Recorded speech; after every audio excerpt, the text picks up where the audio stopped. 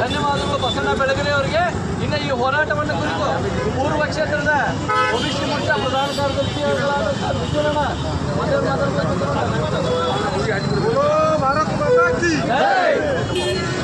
ಮೊದಲು ಹಿಂದೂ ಅಂದ್ರೆ ಒಬಿಸಿ ಅವ್ರಿಗೆ ಇಷ್ಟ ಅನ್ಯಾಯ ಮಾಡೋದು ಸಲ ಕಾಂಗ್ರೆಸ್ ಗೌರ್ಮೆಂಟ್ 2 ವರ್ಷ ಬಂದು ನಮ್ಮ ಒಬಿಸಿದು ಯಾವುದು ಕ್ಯಾಟಗರಿದೊಳಗೆ ಯಾವುದೇ ಫಂಡ್ ರಿಲೀಸ್ ಮಾಡಿಲ್ಲ. ಎಲ್ಲ ಫಂಡ್ ಅಕ್ಕಿ ಬಗ್ಗೆ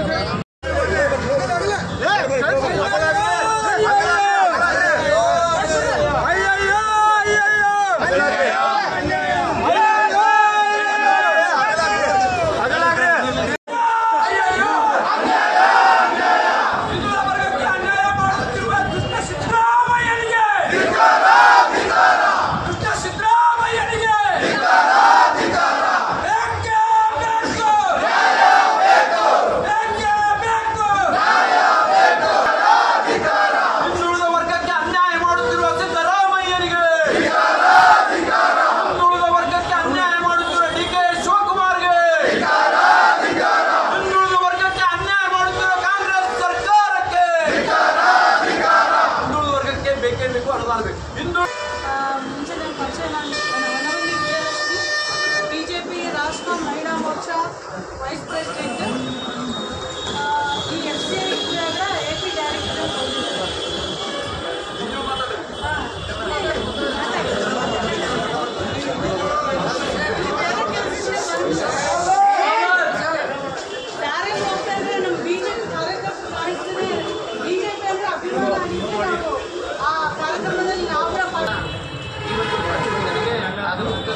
ಜಿಲ್ಲಾ ಪ್ರಧಾನ ಕಾರ್ಯದರ್ಶಿಗಳಂತ ಲಕ್ಷ್ಮೀ ಕುಲಕರ್ಣಿ ಅವರೇ, ಇನ್ನೊಬ್ಬ ಜಿಲ್ಲಾ ಪ್ರಧಾನ ಕಾರ್ಯದರ್ಶಿಗಳಂತ ಶಿವಶಂಕರ್ ಅವರೇ, ಮಂಡಳದ ಅಧ್ಯಕ್ಷರಾದಂಥ ರಘು ನೌಗುಲ್ಮಠ್ ಅವರೇ, ಒಬಿಸಿ ಮೋರ್ಚಾದ ಸೆಂಟ್ರಲ್ ಕ್ಷೇತ್ರದ ಅಧ್ಯಕ್ಷರಾದಂಥ ಬಸಣ್ಣ ಬೆಳಗೆರೆ ಅವರೇ, ಅದೇ ರೀತಿ ಪೂರ್ವ ಕ್ಷೇತ್ರದ ಪ್ರಧಾನ ಕಾರ್ಯದರ್ಶಿಗಳಾದಂಥ ಸುಧೀರ್ ಚವಾಣ್ ಅವರೇ, ಮಂಡಳದ ಪೂರ್ವ ಕ್ಷೇತ್ರದ ಪ್ರಧಾನ ಕಾರ್ಯದರ್ಶಿಗಳಾದಂಥ ರಾಜು ಕತ್ತಾರ್ಕರ್ ಅವರೇ, ರಂಗನಾಥ್ ಕಟ್ಕರ್ ಅವರೇ ಹಾಗೂ ಆಂಧ್ರದಿಂದ ಆಗಮಿಸಿದಂಥ ನಮಗೆಲ್ಲರಿಗೂ ಭಾಳ ಹೆಮ್ಮೆ ಆಗಬೇಕು. ಏಕೆಂದರೆ ನಾವು ಎಲ್ಲರೂ ಹೋಗೋದಾಗ ಏನೋ ಪ್ರತಿಭಟನೆ ನಡೆದಾಗ ಹೋಗ್ಬಿಡ್ತೀವಿ.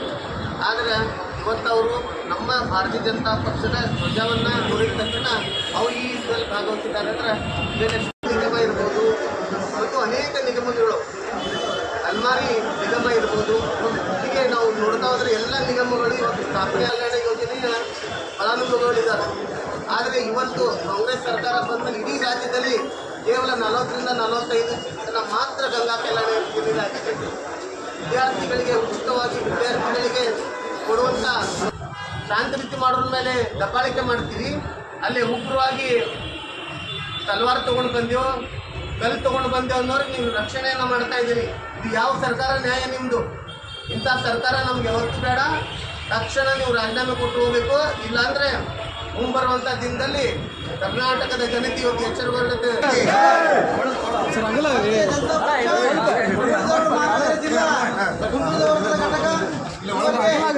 ಸಿದ್ದರಾಮಯ್ಯ